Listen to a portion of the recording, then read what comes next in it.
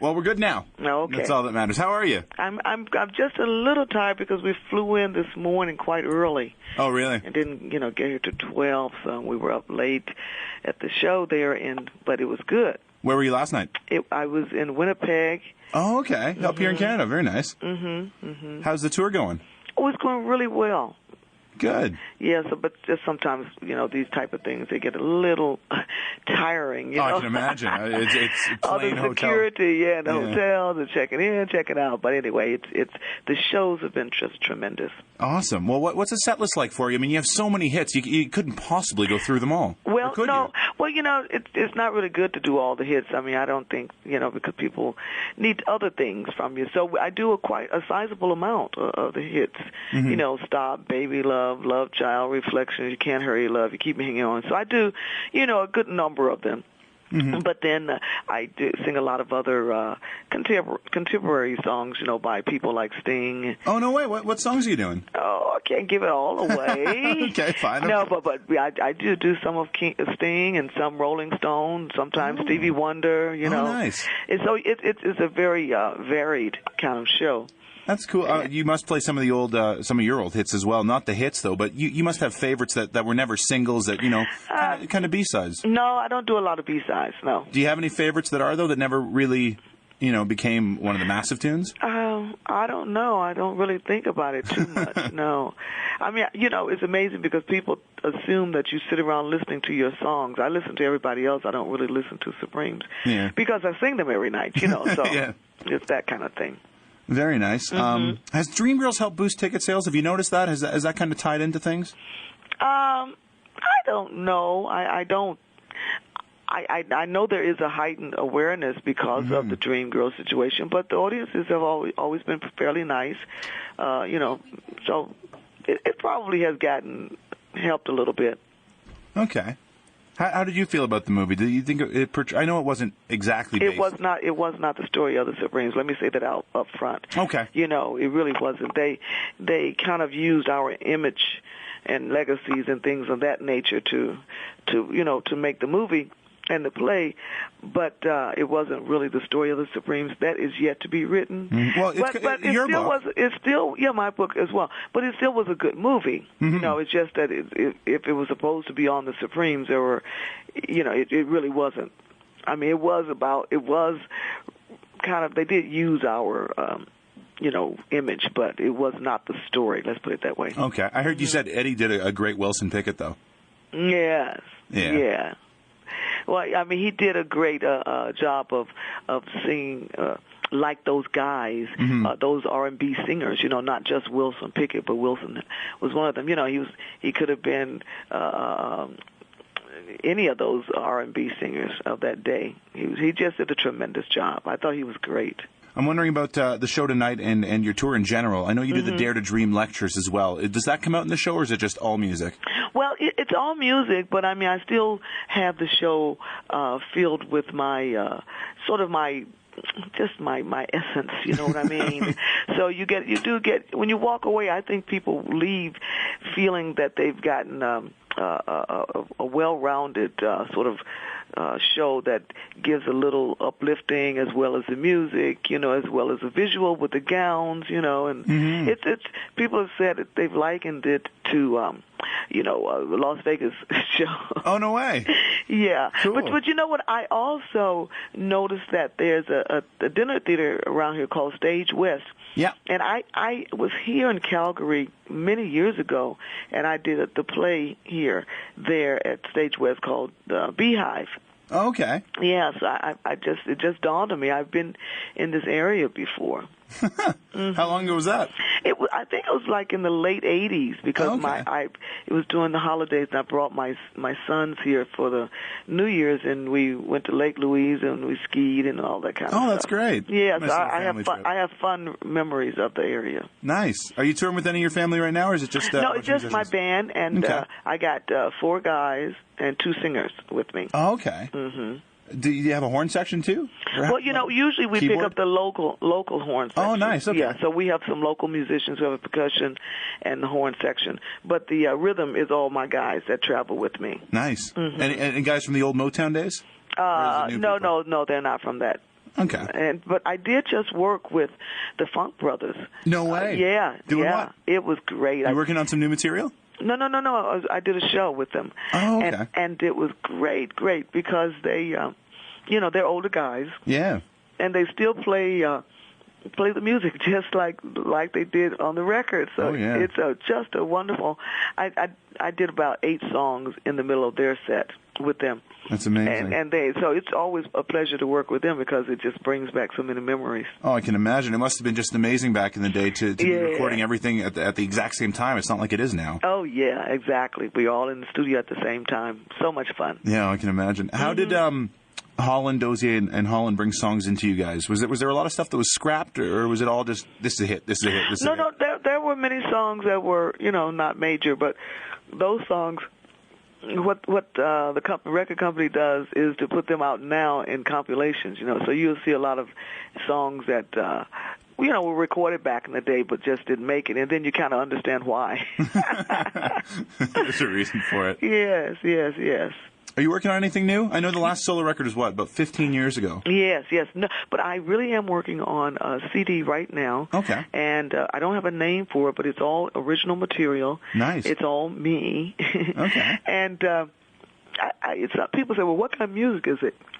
It's really hard to describe it, but it is contemporary, and I would say it's kind of adult music, too, as well, but still very wonderful music, so I'm very happy about it. It should be out later in the year. Oh, great. Uh-huh. Oh, I can't wait to hear it. That'll be awesome. And so here at the show, though, I have some CDs and DVDs that I've made throughout my career, and I usually sell them at the concerts and all, but they're kind of cute, too.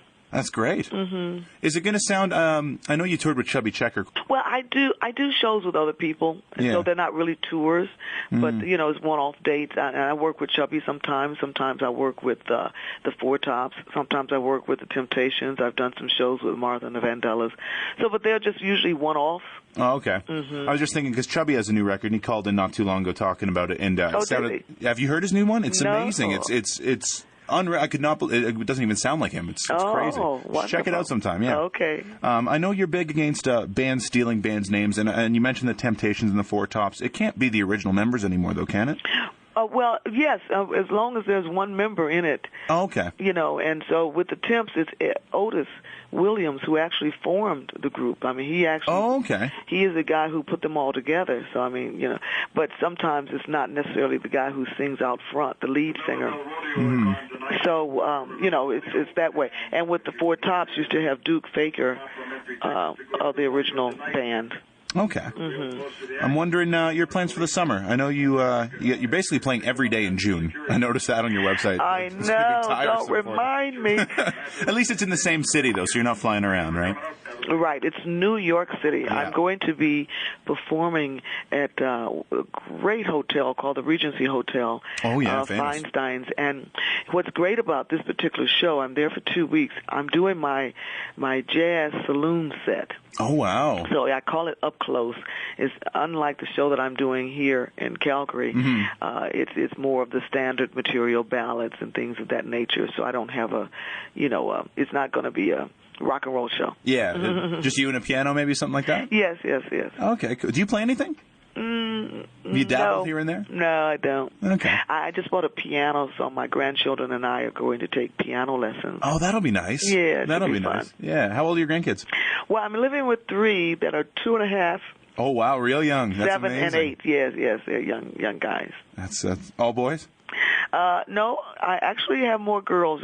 They're 8. Let me see. I think there's 7. No, there's 6 girls. Oh, wow. And the other 2 are boys. That's crazy. Mm-hmm. Yeah, we have very few boys in our family. They must be so proud of you that you went back to school. How come you decided to? Well, I went back to school because actually I had lost one of my sons. I heard. I'm very sorry about that. In a car accident. Yeah, and you know what I did? I just needed to kind of do something, fill my life with something. And my mom had always wanted one of her children at least, to go to college because she couldn't read nor write. Oh, wow. And so it was something I thought at that time I needed to fill that void of losing my baby. So I went back to college and I got my associate's degree, and it was really great. I went to, New York University? NYU. Yeah, it was great. It's a gorgeous campus. I've been there once. Yeah, it's really wonderful. So that was really fun. And, it just helped me get through a really rough time. I can imagine. After losing my son in a car accident. So, But, having to study for all those exams and read all those books and all that stuff. And I actually learned how to use a computer while I was in college. Oh, there you go. It really was a good thing at that time in my life. I was in my 50s, and it was really a great time. What's your degree, and what did you study? Well, it was I can't even think now. it was across the board arts. Arts, so like history, geography, all that kind of stuff. Yes. Cool. So I kind of studied everything. Yeah, it's got to be nice. Yes. Different perspective on things. Truly, yes. Did people in your class know who you were and ask you for autographs? No, they were all fairly young. Well, you still think they know. I'm young. I know your music. I know, but you were in the business, Matt. But no, a lot of them didn't, and a lot of them were, foreign students, different things, and which was good for me because I was able just to study and not to worry about being a celebrity. Mm-hmm. It was great.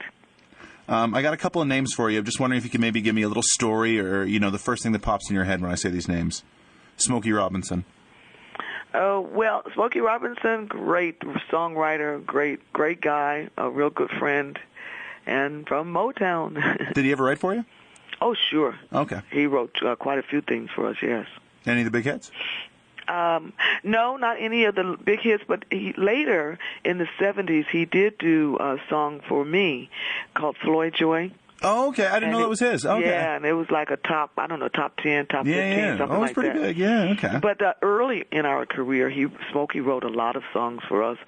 Unfortunately, they were not hits, but it was at the time he was writing for Mary Wells. Mm-hmm. So, he was giving her all the good songs. Well, you had everyone else, right? Yeah, well, later on we did. Stevie Wonder.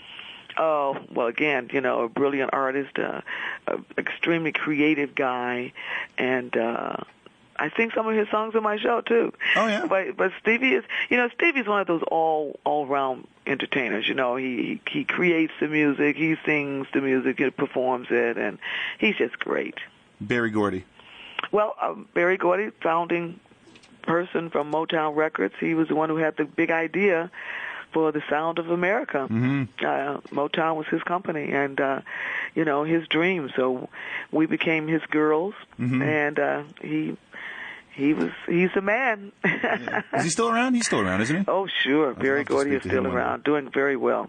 I wonder, on the topic of Berry Gordy, I was talking to Bo Diddley not too long ago, and he was talking a lot about how and I've heard this from many people. A lot of people got screwed by record companies with royalties and but I've always thought Motown was a classier label, that they would never have done that. Have you felt anything like that? Well, I to answer it in that way is kind of hard for me because Motown really did give me my career, and it was at a time, and I know what Bo was saying because I've written about it too, It's at a time when record companies, they would sign up someone and they had the lawyers, they had, everything, so they would take the bigger piece of the pie and give the artists a smaller bit because basically the artists probably didn't even know. I know we the Supremes were too young to even know that our percentage we were getting was kind of small, but when we started, we weren't big, Yeah, well, I'm sure you weren't in it for the money either, though. Yeah, we weren't.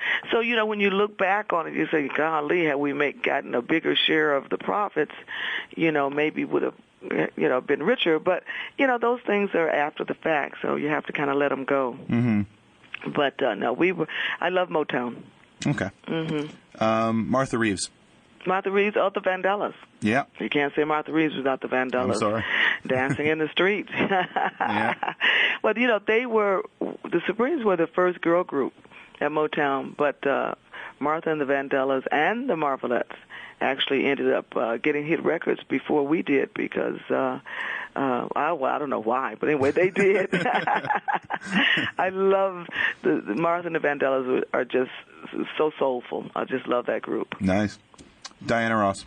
Diana Ross was the lead singer of the Supremes, and who knows, without her voice up front, we may not have had all those 12 million selling records. My sister is my sister. Florence Ballard. Florence Ballard, my other sister. Yeah. In fact, she's the one who people knew very little about. And that's unfortunate because she died so young. She died young, and she also was extremely talented. And so people really never got a chance to see how talented she was because she died so young. Mm-hmm. It's a shame. So there you go. Cindy Birdsong. Cindy Birdsong was the member that actually came in to replace Florence. And a lot of people didn't realize that Florence had left the group. And, really? And Cindy was, replacing her because they looked so much alike. Yeah, they really looked alike. Brian Holland. Brian Holland, one of the Holland and Holland group, huh? Yeah. Yeah, well, without him, Brian Holland, without Eddie Holland, we would not have had all those 12 million selling records in the 60s. That's insane. Owe them my career. Oh, yeah. I owe Barry Gordy my career, too. I owe Diana Ross my career. Hey, it's Florence Ballard. and I'm sure they owe theirs to yours as well. Yeah, hey, it's a group thing. Yeah, Temptations. Oh, my guys. And you know what's so sad about the Temptations is that they've almost all left us. Mm-hmm. The only member that's still alive is Otis Williams. Eddie Kendricks is gone. Paul Williams, David Ruffin. Yeah. My high school buddy, Melvin, was he was a bass singer, if you remember that deep voice. Oh, of course. And Melvin and I went to high school together. Oh, I didn't know that. That's cool. Yeah. So I just love the Temptations. We always said they were our brother group. Mm-hmm. Well, you even have the record out with them. That's the first time I heard you guys. Was that my mom had the vinyl of Diana Ross and the Supremes join the Temptation. Oh, really? Oh, wonderful! Yeah. I was listening to it this morning. Oh, that's wonderful. You can't listen. It's like the Beach Boys. You can't listen to it and be sad. Yeah, exactly. That's a good way to put it.